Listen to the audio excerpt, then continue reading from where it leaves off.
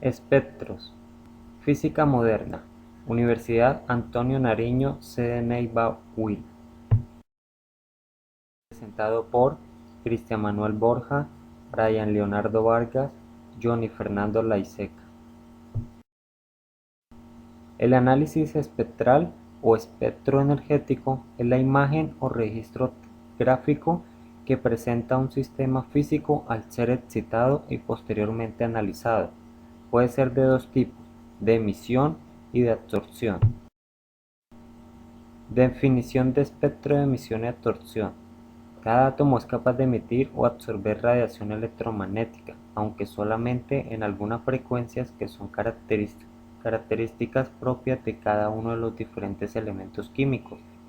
Si mediante suministro de energía calorífica se estimula un determinado elemento en su fase gaseosa, sus átomos emiten radiación en ciertas frecuencias del visible que constituyen su espectro de emisión.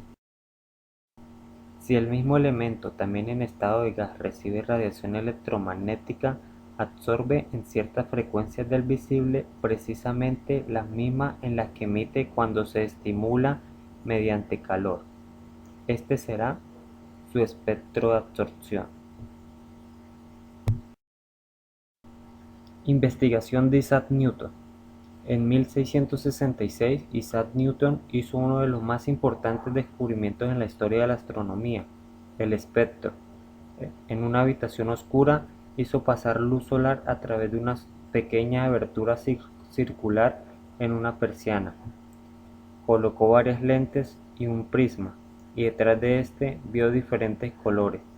Encontró una explicación más aclaradora cuando cubrió el espejo con un trozo de papel en el que había realizado una hendidura paralela a una de las caras del prisma. Los colores se superponían uno sobre otro. El prisma había dividido la luz solar en los colores del arco iris.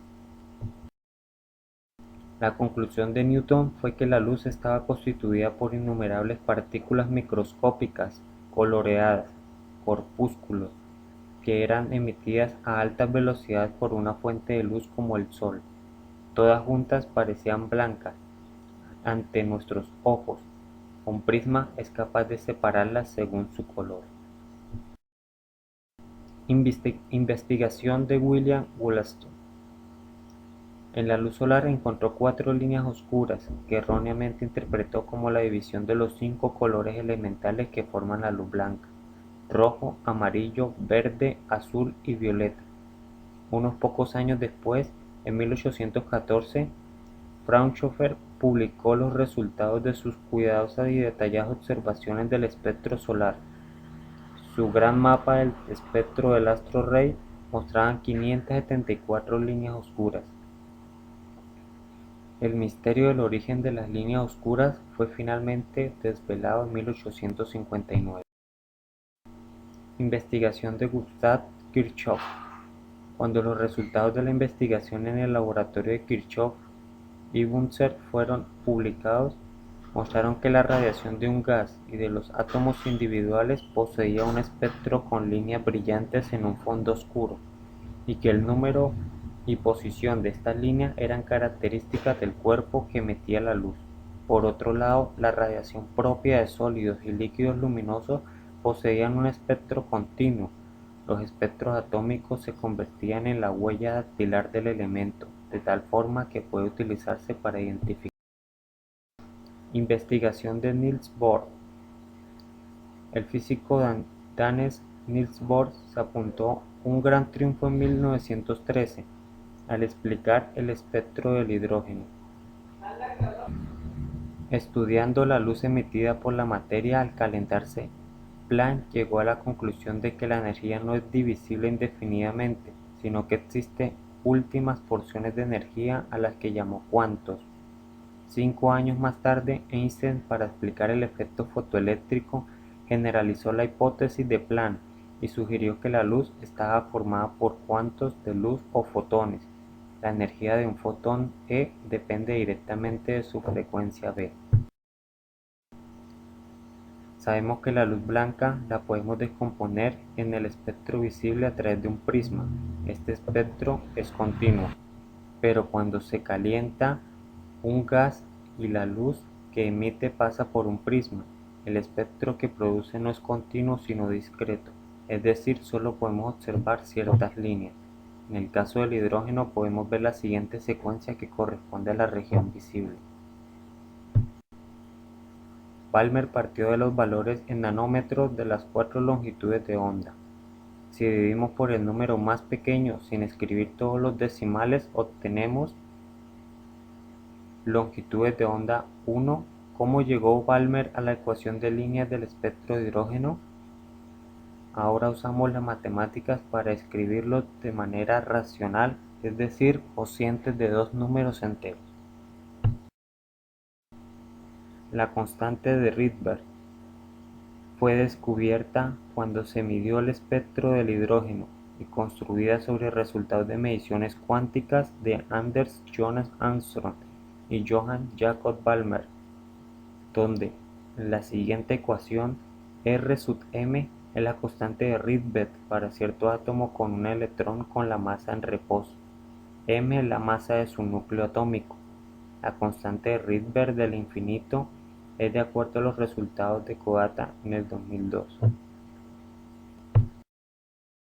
Objetivo de la práctica: observar las líneas espectrales de varios gases, conocer los ángulos de difracción de dichas líneas.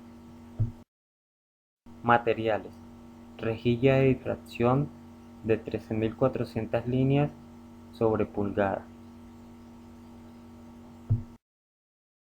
Tubos de diferentes gases. Espectro de colores. Soporte y regla. Procedimiento: cuidadosamente se debe colocar el tubo seleccionado en el chóter procurando que la fuente no esté conectada a la línea de alimentación porque podría recibir una descarga de alto voltaje. Monte el sistema como se indica en la figura y realice sus medidas en forma ágil de tal manera que el tubo no permanezca encendida demasiado tiempo. Mida la distancia del tubo a la rejilla y del centro del tubo a cada uno de los colores que forma el espectro de emisión, como se observa en las figuras 1 y 2, y determine la longitud de onda de cada uno de los colores que constituyen el espectro de gas en estudio, usando la ley de Bragg, donde n corresponde al número de espectros que se observa a izquierda o derecha. Luego compare las longitudes de ondas obtenidas experimentalmente con las teóricas y halle el error porcentual. Complete la siguiente tabla. Aquí podemos observar la figura 1 y 2 y la tabla que ha de llenar.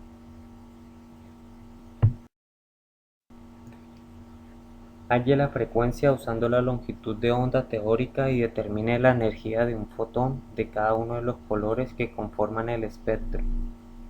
Use la fórmula para calcularlo. Complete la tabla 2. Solución. A continuación veremos el video tomado mientras desarrollamos el laboratorio para obtener los datos y completar las tablas dichas anteriormente. Laboratorio de espectro. Procedimiento: cuidadosamente se debe colocar el tubo seleccionado en el Chotter. procurando que la fuente no esté conectada a la línea de alimentación porque podría recibir una descarga de alto voltaje. Segundo, monte el sistema como se indica en la figura anteriormente mencionada y realice sus medidas en forma ágil y de tal manera que el tubo no permanezca encendido demasiado tiempo. Tercero, mida la distancia del tubo de la rejilla. La distancia que tenemos de acá a acá es de 31 centímetros. Del centro del tubo a cada uno de los colores de forma de espectro emisión, como se observa en la figura anterior. Y determine la longitud de onda cuando uno de los colores que constituye el espectro de gas en estudio, o sea lambda, usando la ley de Bragg, que es igual, lambda igual AD por seno de teta sobre N. Very good. Entonces hacemos las diferencias. El verde, hay dos verdes, hay un verde oscuro que está en 35.3 y el otro verde claro está en 35.7. Luego sigue el amarillo que está en 36.2. Luego sigue el naranja que está en 36.5. Luego sigue el rojo que está en 37.5. Y espérate, no hay más colores. Aquí vemos el espectro, como podemos Sería apreciar. azul, violeta, verde, amarillo, naranja, rojo.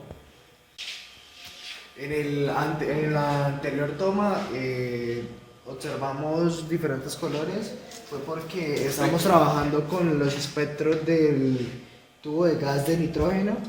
En este momento estamos trabajando con el tubo de gas del helio. Podemos observar que los espectros son muy distintos.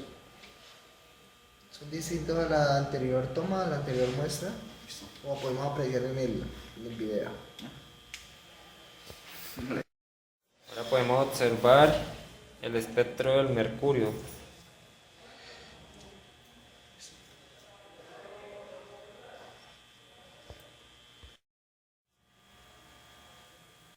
¿Cuál es? El espectro de argón.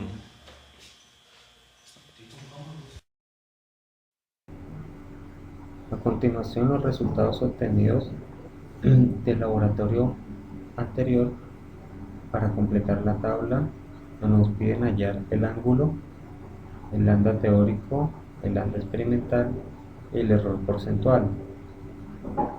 Aquí podemos observar los datos obtenidos donde el tubo de mercurio, el tubo de oxígeno y el tubo de argón, el tubo de nitrógeno y el tubo de helio. Punto 4.